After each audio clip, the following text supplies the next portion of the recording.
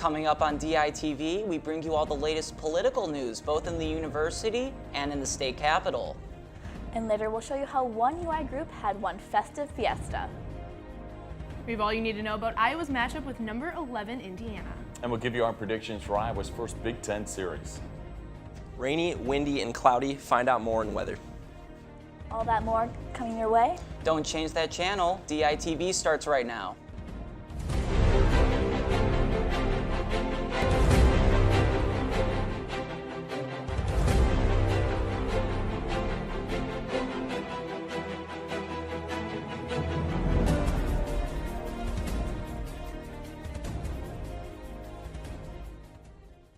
Good morning and thank you for tuning in. I'm Susanna Kloster. And I'm Ethan Gutstein. It's election season on campus, and a major debate in the campaign trail occurred Thursday night. There was a huge turnout for the event. It took place at Chambaugh Auditorium in the UI Main Library. Vice presidents of all four campaigns spoke on topics ranging from affordability to getting students more involved on campus. The representatives were Marshall Payne of the Student Collective Party, Heath Schindler of the Surge Party, Lucy Larson of Envision Iowa, and Nate Robinson of Empower Iowa. For more on the debate, check out this morning's Daily Iowan newspaper. Services on campus. Susanna, speaking of UISG, we have another party platform to introduce today. The Daily Iowan will be sitting down with each of the parties to get an overview of their platforms. Today we have Becca Scott in our segment studio to look at another of these parties. Becca? That's right, guys. Earlier this week, I introduced you to the Empower Iowa Party. Today, I'm going to give you a rundown of another party on the ballot, and that's Envision Iowa. The team is made up of President candidate Kyle Apple and Vice President candidate Lucy Larson, as well as 17 senators. Kyle Apple is a second-year student studying economics and political science. He's a member of the business fraternity Delta Sigma Pi. One big thing Kyle hopes to do is to enact a new way of discussion between students and their constituents. His running mate, Lucy Larson, is a third-year student studying ethics in public policy. She serves as the retention chair for her sorority and writes as an opinions columnist with the Daily Iowan. One big thing Lucy hopes to do, if elected, is change the election code so that everyone has an opportunity to apply to run on people's tickets. For more information on their campaign initiatives and individual senator candidates, visit their website at envisioniowa2018.org.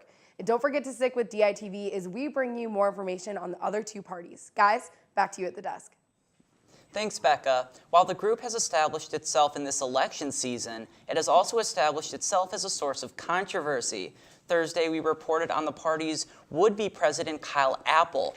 Apple had several controversial posts from high school and middle school posted on Twitter by an affiliate of the Surge Party. We at DITV sat down with Apple for his response.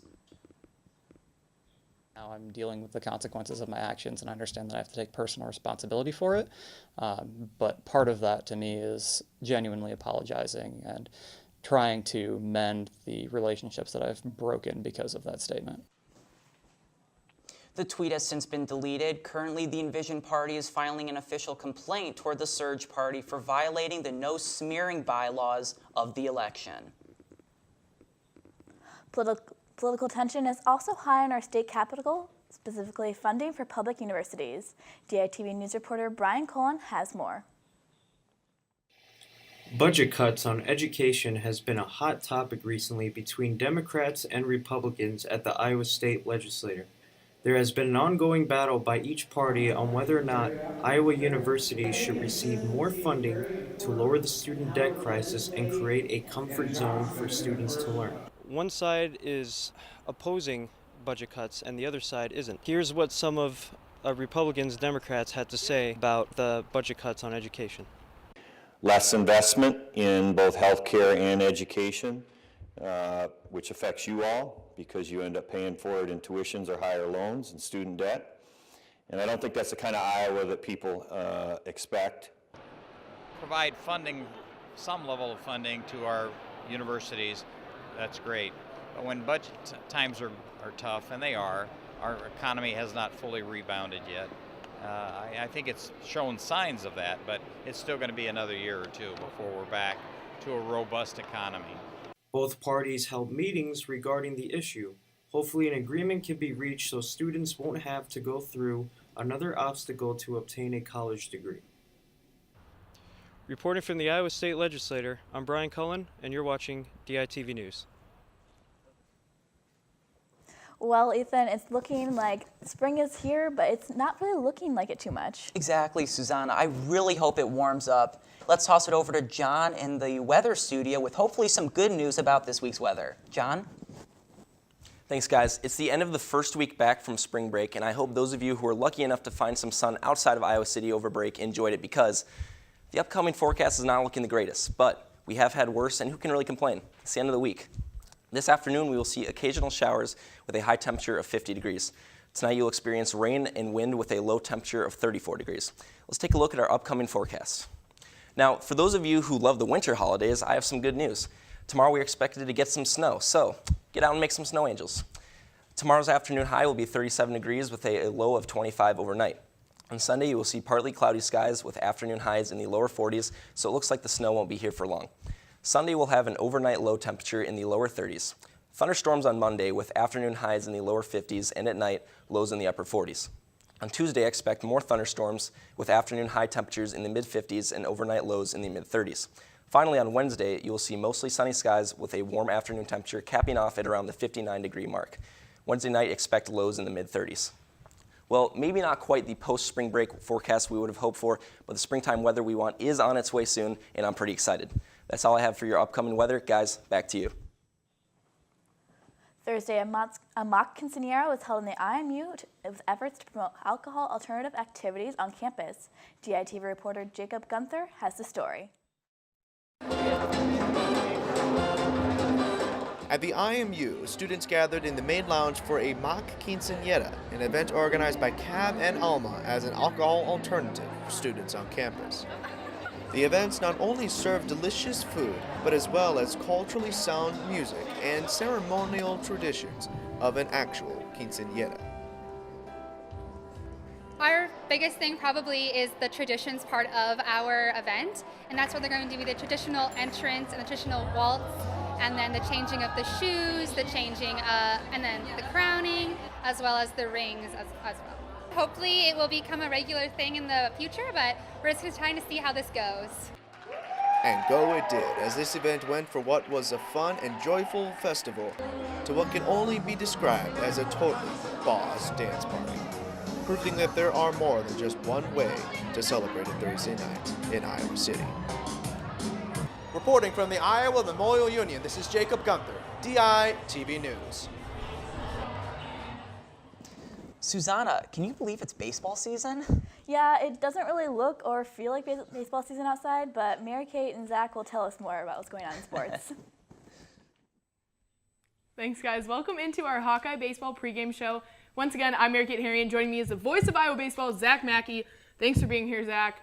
Before we get into this upcoming series, let's take a look back at Iowa's last 8 games. They kicked off before spring break, getting swept at against a very good UNLV team, then came back to Iowa City and swept Evansville. So let's start with, what did you see from them in the weekend in Vegas, and then coming back to redeem themselves a little bit here in Iowa City? Well, it's been all or nothing these last couple of weekends, like you said, either getting swept or sweeping the opponent. And UNLV is a really good team. In the top 25 of the country, I think they're going to climb. They're going to be probably a team that's going to be hosting a regional when it comes around to the NCAA tournament. They've got it figured out as far as pitching, and when they do make errors defensively, they're able to make up for it with their hitting. They've got some real dynamic hitters hitting around 400, 500 in that lineup.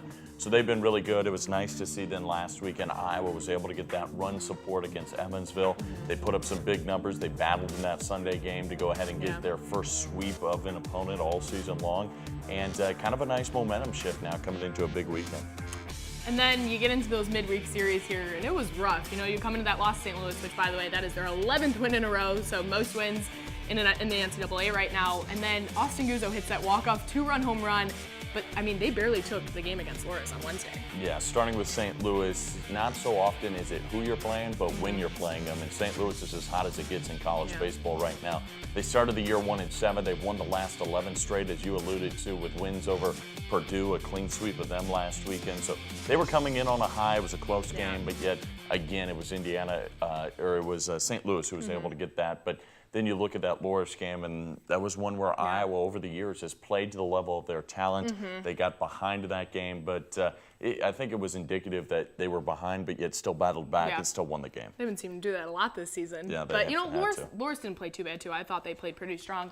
But let's get into the big weekend. Indiana first Big Ten series, and it's a tough first Big Ten series, welcoming the number 11 team in the country. They're sitting at 15-4. So far, Indiana is 4-2 against ranked opponents. They are 4th in the Big Ten with a .286 batting average and averaging 6.2 runs per game. The Hoosiers have 4 players hitting 300 or better, including Matt Gorski, who is tied for 5th in the conference with a .375 average. Luke Miller has a team-high 7 home runs, which is 2nd in the Big Ten. They also have the best ERA in the Big Ten. What is Iowa going to have to do to get at least just one win in the series? I think they're going to have to take advantage of these like Friday nights, these cold ones. You got a guy like Nick Allgaier right now who's lead of the Big Ten with ERA. He's got a real low ERA, still in the ones. So you're going to have to try to sneak away some runs, though. So far, offense hasn't been there for Iowa. So if they're able to get a couple of guys on base, you're going to have to move them across, maybe play a little small ball to be able to get that RBI in, come up with a clutch hit. So I think it's going to be a lot of little small ball here or there for Iowa. They're going to have to hope for more, I think, low-scoring games than those high-scoring contests. And Chris Whalen talked about after that Loris game that playing at Vegas, it was kind of like a Big Ten series matchup. So got them ready a little bit to prepare. But here's what Coach Heller and the team had to say on welcoming in a top 15 team. The first Big Ten series is always a good one. It gets the blood flowing a little bit, and everyone gets a little antsy for that first series, especially if it's a home one. I'd have to compare the UNLV series to a Big Ten series for sure. So I'm glad we got our feet wet there. They're a top 25 team as well, and we saw what those type of teams can do if we give them free bases and we don't hit well. So I think our lesson has been learned. Going to Vegas and learning that. So I think we're ready to go against Indiana. I think it'll be good for us. I think it'll be really good for us. We get the best team thrown at us right away. I think we're going to match their effort. Especially at home. I think we do a good job here of really trying to hold our own here at Banks, and they're going to come in here expecting that St. Louis beat us, and we almost lost to Loris. They're probably going to think these guys aren't as good as they used to be, but I think it really comes down to matching energy and focus, and if we give our best effort, I think could very easily come away with 3 wins this weekend. So we'll go out and just give them a good effort. I mean, that's all we can do. I mean, we know they have good arms, good bats. Tough lineup. We've been doing scouting all week, and they're good. They're a very good team, and like you said, we're going to have to play our best. And we kind of talk about that every time we go out, so it won't be anything new. But I know guys will be excited to start conference play, and have them at home is definitely an advantage for us. All right, can they get at least 1 win this weekend? I think they can, and I think they can get 2 if they really play this right. The doubleheader on Friday, since the schedule got moved around with the snow coming into the forecast, I think plays in Iowa's advantage. When you're at home, things are moved around. It helps out that home team a little bit more. So I could see Iowa picking up 1 on Friday and then coming around on Sunday and having to win the series. Yeah, absolutely. I think they'll get a win as well.